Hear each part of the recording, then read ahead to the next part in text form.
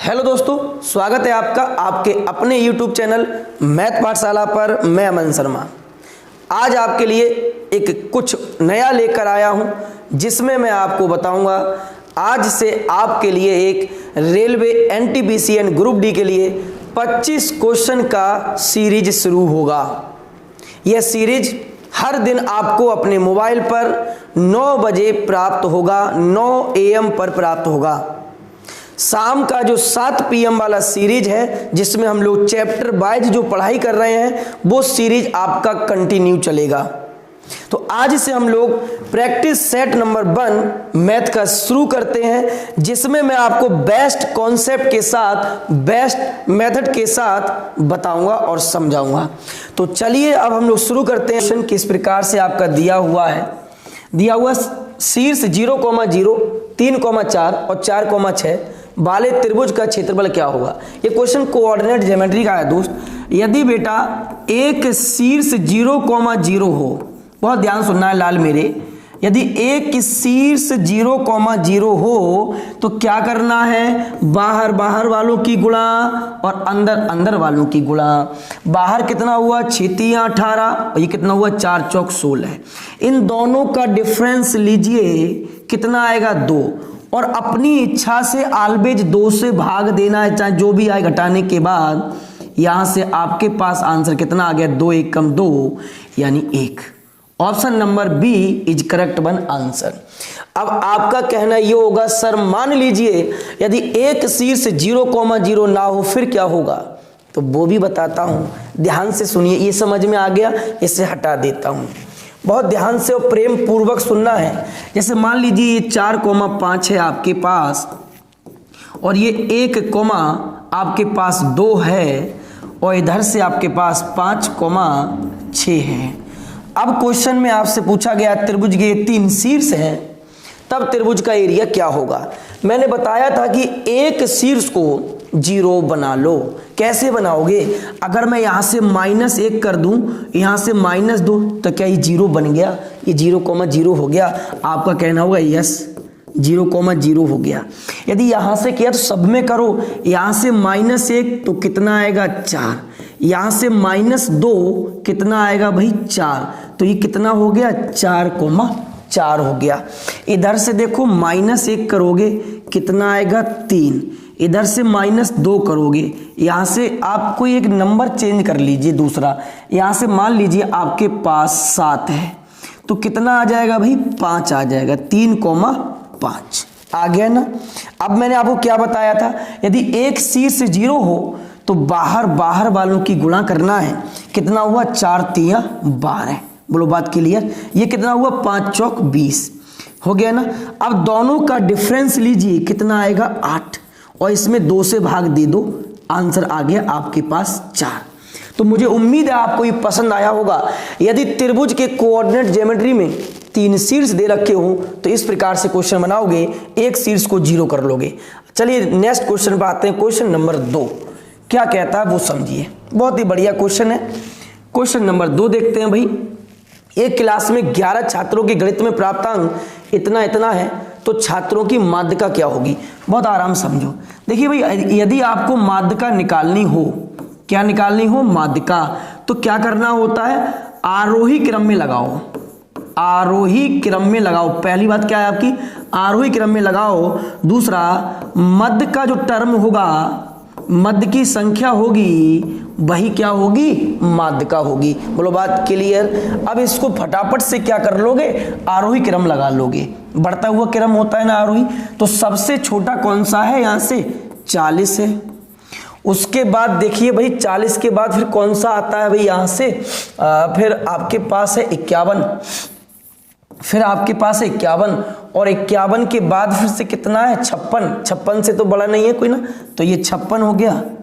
और 56 के बाद कौन सा है 58, 58 के बाद आप देखिए फिर अपने पास कितना है, इधर से 51 तो हो गया, 58 फिर 60 आता है अपने पास, और 60 के बाद से फिर कितना आएगा भाई, और ये हो गया अपने पास 65,65, ठीक है। फिर कौन सा है भाई 68, 68, ये 55 रह गया क्या, यहाँ 55 रह गया, सॉरी 55। अब कितना आ गया 68। अब भाई कितना होगा यहाँ से 65 हो गया, 68 हो गया, अब 69 है अपने पास, फिर कितना है सीधा 72 है। ये आरोही क्रम में लग गया। अब माध्यिका निकाल दीजिए, 1 2 3 4 5 6 7 8 9 10 11, 11 टर्म है, इसका आधा तो होगा नहीं, तो एक जोड़ के आधा करोगे यानी 12 का आधा 6वां नंबर, यानी 6वां टर्म क्या होगा आपकी माध्यिका होगी। यानी 1 2 3 4 5 6, यानी आंसर कौन सा ऑप्शन होगा, C option is correct one answer. हो गया क्लियर। चलिए नेक्स्ट क्वेश्चन पे आगे बढ़ते हैं। क्वेश्चन नंबर 3 देखिए। क्वेश्चन नंबर 3 में आपसे क्या कहा गया है, एक क्लास में 30 लड़कियां एवं 15 लड़के हैं। एक संपूर्ण क्लास का औसत वजन इतना है, लड़कों का औसत वजन 58 है। ठीक है, 15 लड़के हैं जिनका औसत वजन 58 है, तो योग कितना होगा इतना। ठीक है, और लड़कियां कितनी है 30 हैं, तो मान लेते हैं उनका एक का x है, तो कुल इतना होगा यहाँ तक। ये कुल कितने व्यक्तियों का हो गया भाई, तो 30 और 15 45 का हो गया एवरेज, और कुल एवरेज इन दोनों का कितना है, तो इनकी गुणा करके ये जोड़ के लिख दीजिए। यहाँ लिख दूं मैं क्या, 15 सत्ते 105 बचा 10, 15 चौका 60 और 10 70, और 7 ऐड करोगे तो हो जाएगा ये आपका 712, और बटे अपने पास कितना है 15 है, तो 15 3 कितना हुआ दोस्त 45। ठीक है, इनकी गुणा करिए, 15 8 120 बचा 12, 75 और 12 87 870, प्लस ये कितना है 30x, और यहाँ से 7 3 21 12 3 36, तो ये हो गया अपने पास 2136। तो 30x की जो वैल्यू आएगी ये माइनस होगा उधर जाके, कितना बचेगा 6 बचेगा, और इधर 13 में से 7 गया तो 3 बचेगा, और 20 में से 8 गया तो 12 बचेगा भाई। अब काट दीजिए इसको फटाफट से, 10 जीरो है इसका, एक दशमलव लग जाएगा, और 3 से काटोगे तो x का मान आएगा 3 चौक 12 3 एकम 3, 3 चौक 12 3 एकम 3, 3 दूनी 6, 41.2।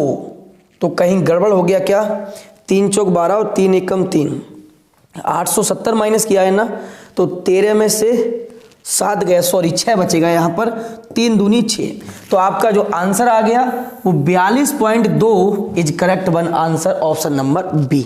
हो गया क्लियर। चलिए अब आते हैं हम लोग क्वेश्चन नंबर 4 की तरफ। 4 नंबर क्वेश्चन देखिए, कहता है 68 मीटर लंबाई 51 मीटर चौड़ाई के एक हॉल के फर्श को आच्छादित करने के लिए कम से कम कितनी वर्गाकार टाइलों की आवश्यकता होगी। जहां कम से कम शब्द लग जाए उसका मतलब आप समझ लीजिए, किसी भी फर्श में मान लीजिए यही आपके पास एक आकार है और आप इसमें कम से कम टाइल लगाना चाहते हैं, तो आप कहोगे भैया जी टाइल का जो आकार है बड़ा कर दो, टाइल का आकार बड़ा कर दो, और जहां टाइल का आकार बड़ा होगा वहां क्या होगा, मासा निकलेगा। तो देखिए यहां पर फटाफट से 68 और 51 का जो एचसीएफ होगा वो एचसीएफ अपने पास 17 होगा, 17 3 51 और चौका 68 हो गया। ठीक है, अब देखिए बहुत ध्यान से सुनो, मान लो इसमें 17 17 की 2 टाइल लगती हैं, 34 हो गया ना। अब 34 में 17 से भाग दोगे 2 टाइल पता पड़ जाएगा।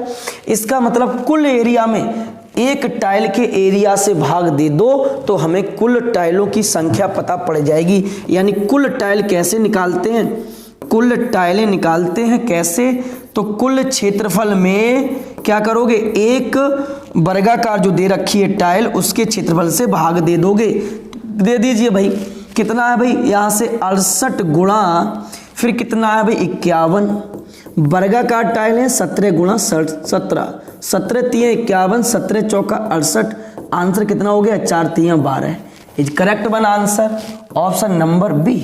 हो गया क्लियर दोस्त। चलिए हम आते हैं अब अगले क्वेश्चन पर, क्वेश्चन नंबर 5।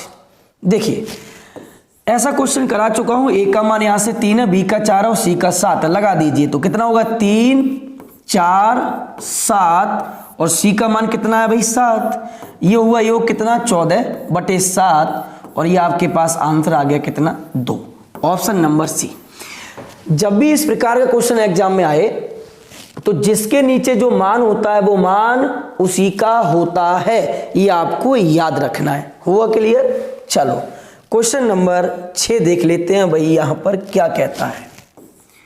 यदि संख्या 23 58 क्या दे रखा है 23 58 3AB 80 से पूर्णतः विभाजित है, तो आपसे पूछा हुआ है a माइनस बी का मान।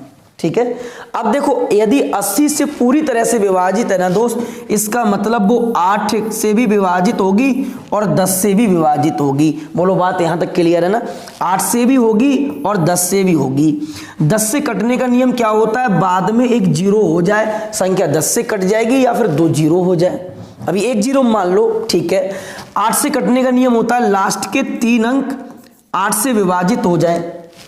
अरे 2 से कटने का नियम लास्ट का 1 अंक कट जाए, 4 से लास्ट के 2 अंक कट जाए, 8 से 3 कट जाए अभी लास्ट का अंक, 16 से लास्ट का 4 अंक कट जाए। ये सीरीज कंटिन्यू चलती है आपकी। ठीक है, 8 से लास्ट के 3 अंक कट जाए। यदि मैं a का मान यहां से 2 मान लूं तो 8 चौक 32, यानी लास्ट के जो 3 अंक थे वो 8 से विभाजित हो गए, यानी a का मान 2 है और b का मान 0 है। आपसे पूछा a माइनस बी, a का मान 2, b का मान 0। आपके पास जो फाइनली आंसर आया वो कितना आया? 2 आया, यानी option number A is correct one answer. ठीक है, चलिए आते हैं हम लोग क्वेश्चन नंबर 7 की तरफ।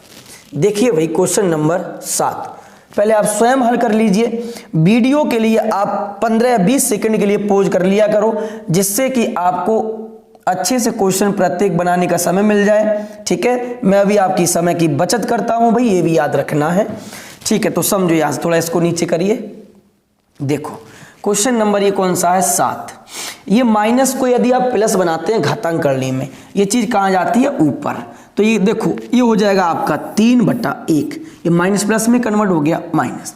इस माइनस को प्लस बनाओगे ना भाई तो ये आपका उल्टा हो जाएगा, यानी कितना हो जाएगा? 4। ठीक है, 4/1 और सबकी पावर कितना है? -1।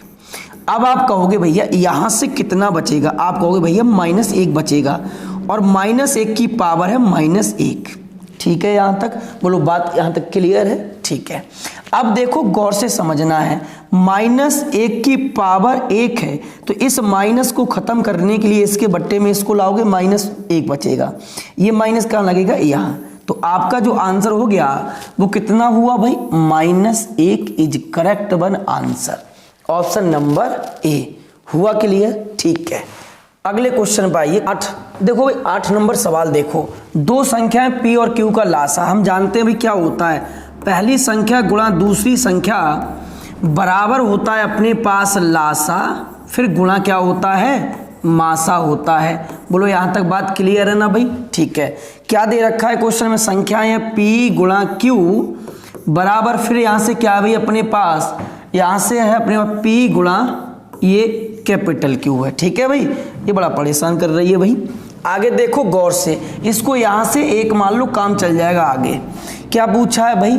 तो यदि आपको दिया है p माइनस p बराबर q माइनस q हो, तब कौन सा इसमें सत्य है? देखो एक काम करो, आप सस्ते में निपटना है ना आपको।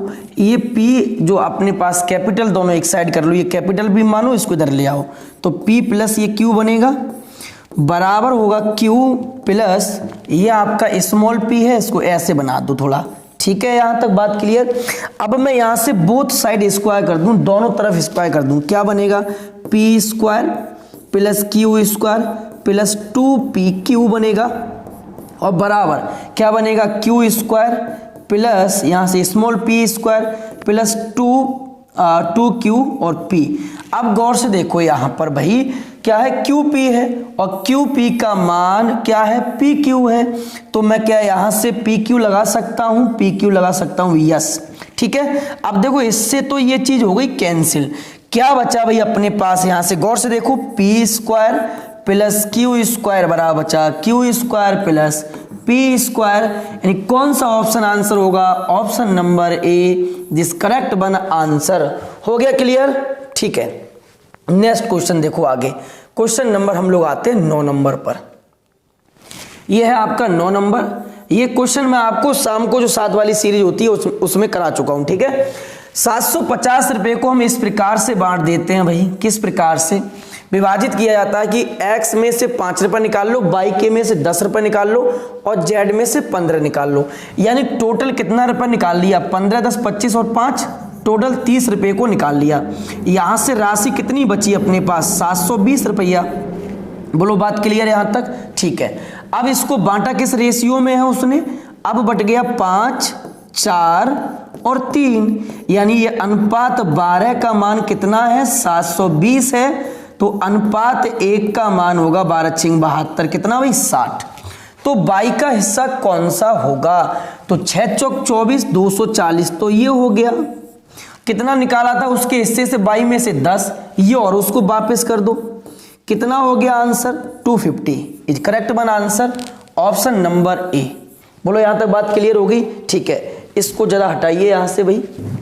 अगले क्वेश्चन पर आते हैं। नेक्स्ट क्वेश्चन नंबर, ये दोस्तों क्वेश्चन नंबर 10 देखिए, बहुत ही अच्छा और शानदार क्वेश्चन है, क्वाड्रेटिक इक्वेशन का है। यदि अल्फा और बीटा द्विघात बहुपद इस रूप में है तो इसका मान क्या होगा? देखिए, दो मूलों का योग जो होता है वो ऑलवेज आपको याद रखना है माइनस बी अपॉन ए होता है, याद रहेगा ना।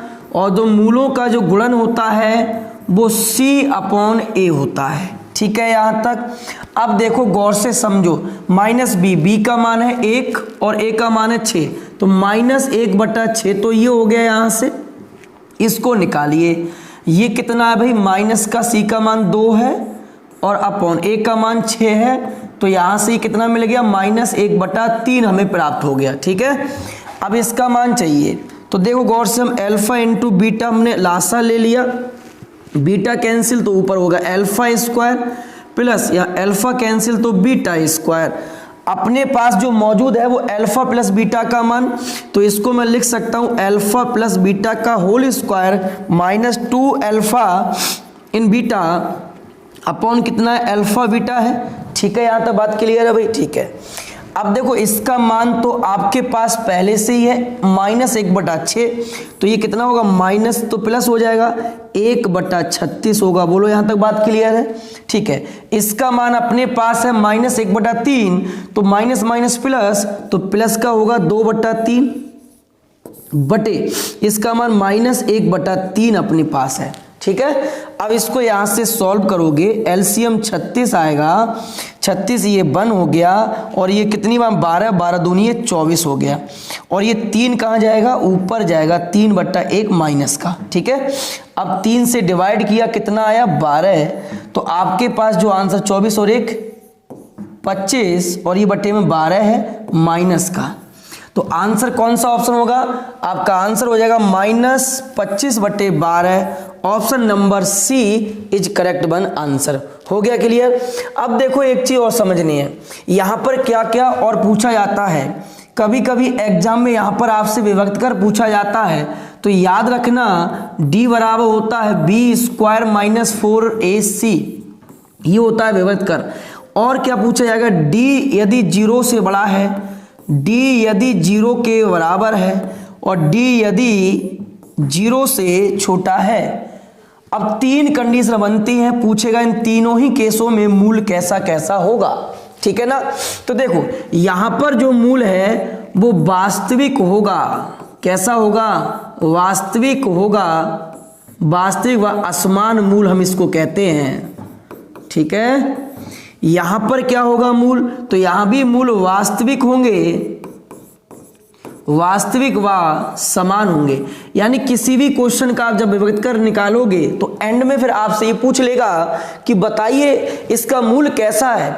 यदि वो मान 0 से छोटा आया या बड़ा आया, फिर इस प्रकार से आप आंसर दोगे। यहां मूल सिर्फ याद रखना है काल्पनिक होते हैं। तो मुझे उम्मीद है दोस्तों कि आपको ये चीज याद रहेगी, जिससे अगले सेटों में जब मैं लेके आऊं तो पूरी तरह से आप तैयार रहें उसके लिए। यहां तक बात क्लियर हो गई? ठीक है, अब हम 11 नंबर क्वेश्चन क्या कहता है वो देखना है। धारा के विपरीत दिशा में चल रही एक नाव को दूरी तय करने में 8 घंटे 48 मिनट का समय लगता है, जबकि धारा की दिशा में आरंभिक बिंदु पर लौटने में 4 घंटे का समय लगता है। अब यहाँ एक चीज ये समझ में आ गई, जितना दूरी वो गया उतना ही दूरी वो वापस चल के आया है। इसका मतलब दूरी है बराबर, और जब दूरी बराबर है दोनों ही केसों में, तो दूरी बराबर क्या होता है? चाल गुणा समय। एक बार उसके विपरीत गया तो b - s वोट, और ये स्ट्रीम है। अब चाल गुणा समय दूरी होती है। अब इसको क्या करोगे? 60 से भाग दोगे तो 12 चौक 48, 12 पंजे 60, 5 अट्ठे 40 और 4 44 बटा कितना होगा भाई, तो 44 बटा 5 होगा बराबर। एक बार वो वापस आया सेम दूरी, अब वापस कितने घंटे में आया, 4 घंटे में, जबकि धारा की दिशा में गया है तो v प्लस कितना होगा s, चाल जुड़ जाएगी। क्या घंटे में गया है, 4 में। 4 से इसको काट दीजिए कितनी बार में, 11 बार में। तो अपने पास v minus S upon V plus S कितना मिलेगा, 5 ऊपर जाएगा और 11 नीचे आएगा। देखिए जहां आपके पास औसत के रूप में दे रखी होती है b माइनस एस और b प्लस एस, आपको वोट की चाल चाहिए ना, तो दोनों को जोड़कर आधा कर दो तो 16 का आधा होता है अपने पास 8। स्ट्रीम की चाल चाहिए, दोनों को घटाकर आधा कर दो तो 6 का आधा होता है अपने पास 3। ये हो गया 8 और ये हो गया 3। यही रेशियो पूछा था, या पूछा है यहाँ पर नाभ की चाल और धारा की चाल का रेशियो कितना होगा, 8:3 इज करेक्ट वन आंसर। चलिए क्वेश्चन नंबर आते हैं हम लोग नेक्स्ट 12 पर। 12 नंबर क्वेश्चन क्या कहता है वो समझो। क्वेश्चन में कहा गया 2 अंकों की संख्या के अंकों का अंतर 7 है। देखो 2 अंकों की संख्या होती है 10x प्लस y। अब इसके अंकों का अंतर आपको पहले दे दिया है कितना भाई, 7। आगे सुनो भाई, नेक्स्ट समझो क्या दिया है। यदि संख्या के अंकों के स्थान आपस में बदल दिए जाएं तो पुरानी तथा नई संख्याओं का अंतर। देखिए नई संख्या कितनी होगी, 10y प्लस x। यहां से अंतर पूछा है, पुरानी संख्या कितनी थी, 10x प्लस y। तो देखो ये 10y और ये माइनस का 1y बचेगा 9y, इधर से बचेगा माइनस का 9x, तो 9 कॉमन लोगे क्या बचेगा अपने पास, x माइनस y। अब x माइनस y इसका मान आपको पहले से दे रखा है कितना, 7, तो 9 गुणा 7, 9 सत्ते कितना हुआ, 63 इज करेक्ट वन आंसर। या ऑप्शन में नहीं है तो इसका आंसर कितना होगा भाई, 63। आगे समझ में। अब आप कहोगे मैं ऐसे क्वेश्चन को ऑप्शन से बना लूंगा, चारों ही ऑप्शन में कहीं कहीं कभी ऐसा मिलेगा कि आपको ऑप्शन नहीं मिलेगा। क्या बताइए, यहाँ पर इस संख्या के पुरानी और नई संख्याओं के अंतर पूछा था। ये बात क्लियर हो गई यहाँ तक। चलिए क्वेश्चन नंबर हम लोग आते हैं 12 पर। 12 नंबर क्वेश्चन देख लीजिए फटाफट से। कहता है ए और बी, ए का दाम बी से 25% कम है। इसका मतलब ये है यदि ये 4 है 2500 का 100 तो ये 3 है, 25% कम हो गया, ठीक है। तो बी का दाम ए के दाम से कितना ज्यादा है, ए के दाम से कितना ज्यादा है, बी का दाम 1 ज्यादा है और 100 पे पूछा है तो कितना ज्यादा होगा, 33 सही 1/3%। Is correct one answer, option number C. हो गया क्लियर यहां तक, ठीक है। नेक्स्ट क्वेश्चन देखिए, क्वेश्चन नंबर 13 क्या कहा गया है। 5% प्रति वर्ष की दर से साधारण ब्याज 600 रुपया हो जाता है तो धन कितने वर्षों में दोगुना हो जाएगा। देखो दोगुना का मतलब होता है 100% ब्याज मिलेगा, और यदि मैं परसेंटेज ब्याज में दर से भाग दे दूं कितना है, 5% है, तो अपने पास क्या मिल जाएगा, ये 20 ईयर मिल जाएगा। कुछ बातें दोस्त मेरे यहाँ याद रखना, क्या याद रखनी है, यदि परसेंटेज ब्याज में आप समय से भाग देते हो तो रेट मिलता है, और परसेंटेज ब्याज में यदि आप रेट से भाग देते हो तो टी मिलता है। बोलो बात क्लियर। यदि कोई राशि दोगुनी हो गई इसका मतलब 100% उसे ब्याज मिला। अगर कोई राशि तिगुना होती तो उसे 200% उसे ब्याज मिलता। बोलो यहां तक बात क्लियर है। तो आपका आंसर जो होगा कितना होगा, 20 ईयर्स, ऑप्शन नंबर सी। चलिए आते हैं क्वेश्चन नंबर हम लोग 14 की तरफ।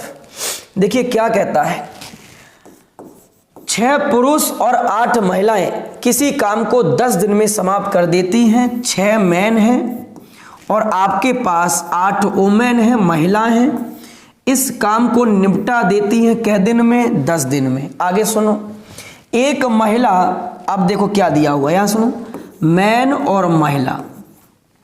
क्वेश्चन कहता है एक महिला एक दिन में एक पुरुष द्वारा किए गए कार्य का आधा करती है। यदि महिला एक पुरुष के द्वारा किए गए कार्य का आधा करती है, इसका मतलब ये हुआ उस महिला की जो इफिशियंसी है, जो क्षमता है, वो पुरुष की आधी है। यानी पुरुष की क्षमता यदि 2 है तो महिला की 1 है। अब तो हो गया भाई। अब क्या पूछा है, 10 महिलाएं इस कार्य को कै दिन में करेंगी। कौन से कार्य को, ये वाला जो कार्य था आपके पास। मैन का रेशियो है 2 तो ये हो गया 12, यहां से वुमेन का रेशियो है 1 तो ये हो गया 8, और गुणा में कितना है 10, ये 12 10 20 यानी कुल वर्ग हमारे पास है 200। किससे कराना है 10 महिलाओं से कराना है, तो एक महिला का मान कितना है 1 है, तो 10 से कट गया, आंसर कितना आ गया भाई अपने पास 20 आ गया। यानी option number A is correct one answer. यही पूछा था 10 महिलाएं इस कार्य को कितने दिन में निपटा देंगी, तो 20 दिन में। हो गया क्लियर। चलिए आते हैं क्वेश्चन नंबर 15 की तरफ। क्या कहता है अभी देख लो, ये गौर से देखो, ए स्क्वायर माइनस बी स्क्वायर बनता है, एक बार जोड़ लो 40 और 30 कितना हुआ 70, एक बार घटा दो तो हुआ 10 और बराबर 10, यहाँ x मान लो, खत्म हुआ 10 से, तो यहां से x की वैल्यू कितनी आ गई 70 आ गई। Option number B is correct one answer. हो गया क्लियर। ठीक है, क्वेश्चन नंबर 16 समझो ध्यान से। कोई व्यापारी 1540 की दर से रेडियो बेचता है, एक रेडियो पर उसे 12% का लाभ और दूसरे पर 12 की हानि होती है, दोनों ही रेडियो के विक्रय मूल्य पर लाभ या हानि क्या होगा। तो देखो गौर से समझो बात मेरी, कुल एसपी अपने पास कितना हो जाएगा, एक का यदि 1540 है तो दो का होगा 3080। बोलो यहां तक बात क्लियर है, हाँ या ना। ठीक है, हमने माना पहली वस्तु का सीपी है x, ठीक है ना, 12% लाभ का मतलब होता है 28/25। कितने में बेचा है, विक्रय मूल्य बन गया 1540 में बेचा है। ये काटिए 7 चौक 28, 7 दूनी 14, 7 दूनी 14, 4 से काटो 4 पंजे 20, 4 पंजे 20, इसकी गुणा इससे होगी कितना आएगा 25 पंजे 125, 12 बचा, 25 पंजे 125 और 12 137। सीपी इतना आ गया पहली का। ठीक है, दूसरी का देखो बाई मानो भाई, ये बेची गई 12% के लॉस पर, यानी कितना होगा 22/25। कितने में बेच दी 1540 में, काटो 11 दूनी 22, 11 एकम 11, 11 चौक 44, फिर 2 से 70 बार में कट गया, 25 सत्ते होता है 175, 1750। कुल सीपी कितना होगा 5, 7 5 12, एक बचा, 7 3 10 और 11 एक बचा और 31 25 होगा। देखो उसने खरीदी कितने की थी वस्तुएं 31 25 की, बेची कितने की है 30 80 की, कितने का लॉस होता है भाई उसको, तो आप कहोगे सर 45 का लॉस होता है। Option number D is correct one answer. हो गया क्लियर। चलिए अब आते हैं हम लोग क्वेश्चन नंबर 17 की तरफ। अगला क्वेश्चन देखिए, बहुत ही प्यारा क्वेश्चन है, वह द्विघात समीकरण जिसका एक मूल। अब देखो यदि एक मूल इतना है ना, अगर मान लो ये अल्फा है तो बीटा क्या होगा, सीधा याद रखना है, इसका उल्टा कर दोगे, ये आपका दूसरा मूल हो गया इसका। ठीक है, अब देखो आपसे कहा गया है तो वह समीकरण क्या होगी, आप समीकरण कैसे निकालोगे, तो कुछ याद रखना है भाई, x square minus alpha plus beta x, और ये अपने पास होता है यहां से प्लस अल्फा इंटू बीटा। ये होता है आपका समीकरण निकालने के लिए, कब, जब मूल दे रखे हो तब। ठीक है, अब देखो यहां से एक्स स्क्वायर तो हो गया, मूल कितना है, पहला 1 प्लस रूट 3 है, दूसरा कितना है 1 माइनस रूट 3 है। ये x और प्लस इन दोनों की गुणा का मतलब क्या होगा, ए स्क्वायर माइनस बी स्क्वायर, यही तो होगा ना भाई। तो ये 1 है, यहां से 1 का स्क्वायर और रूट 3 का स्क्वायर होगा 3। आगे देखो एक्स स्क्वायर, ये चीज इससे कैंसिल हो गई, तो माइनस का कितना बचेगा 2x बचेगा और यहां से बचेगा माइनस का 2। तो वो समीकरण कौन सी होगी अपने पास, एक्स स्क्वायर माइनस 2x और माइनस 2, यानी ऑप्शन नंबर कौन सा होगा, A option this correct one answer. हो गया क्लियर।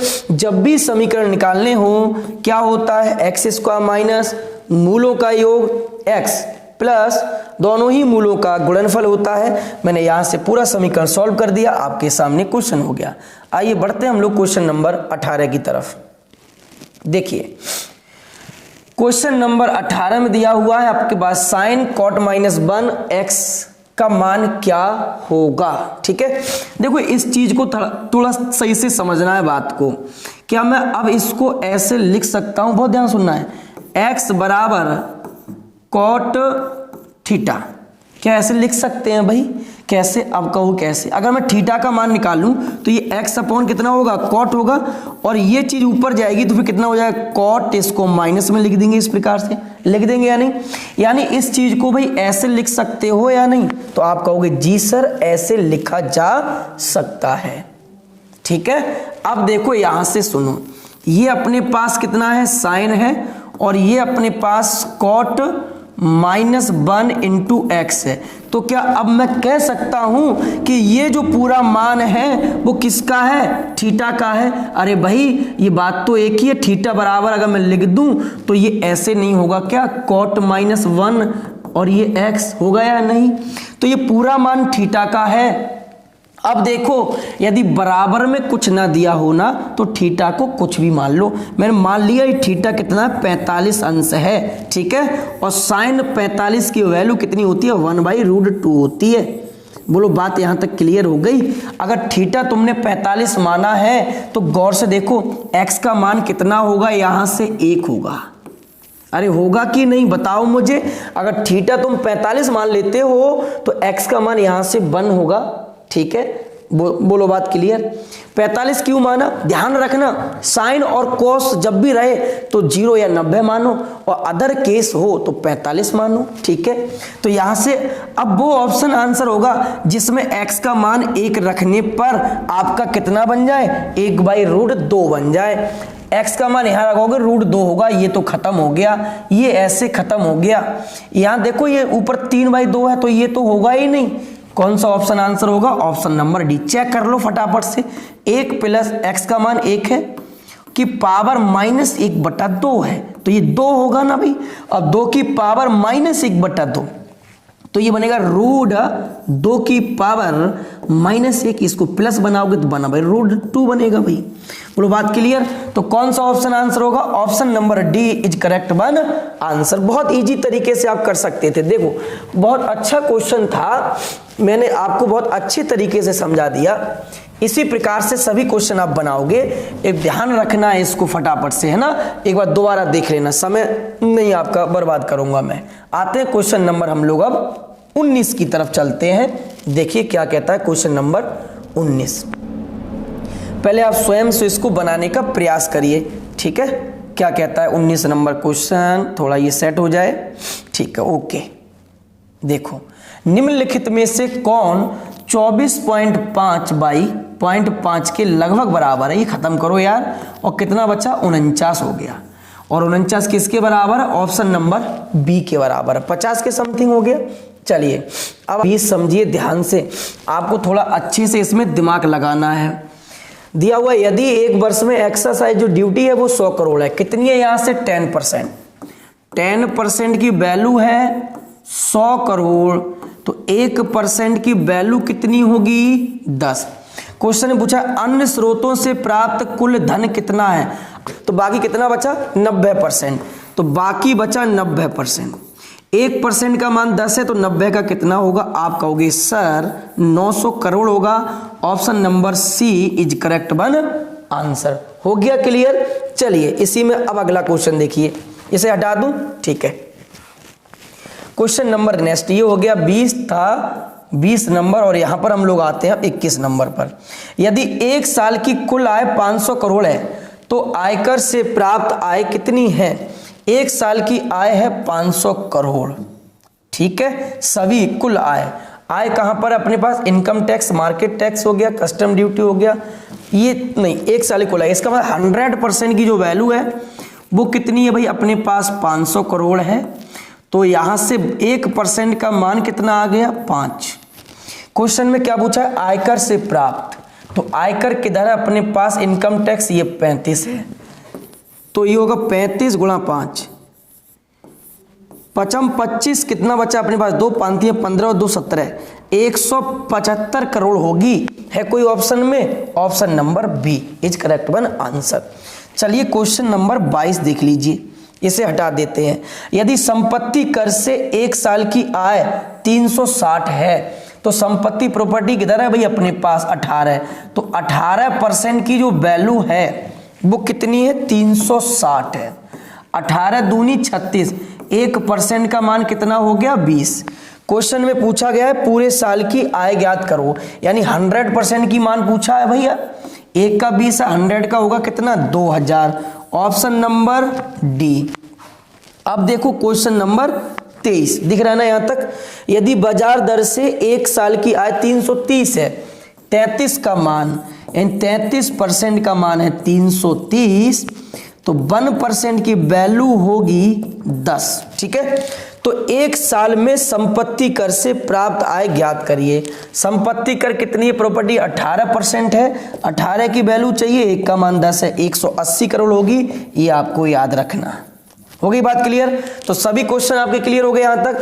अगर ये इसमें आपको कोई दिक्कत हो रही है देखने में, तो मैं इसी क्वेश्चन को आपको डिस्क्रिप्शन में दे दूंगा या टेलीग्राम पर ये पीडीएफ जाएगी, वहां से आप देख लेना। ठीक है ना? चलो अब आते हैं हम लोग क्वेश्चन नंबर 24 पर। अब आपका नहीं है तो शायद कहीं नंबरिंग गड़बड़ हो गई है, कोई दिक्कत हो गई होगी। यदि आपको ये सेट पसंद आया है तो मुझे कमेंट करके बताना है। ठीक है, आगे भी मैं आपको इसी प्रकार के सेट लाते रहूंगा। इसी के साथ मैं आपसे अब मिलता हूं नेक्स्ट क्लास में। तब तक के लिए अपना ख्याल रखिए। थैंक यू, धन्यवाद।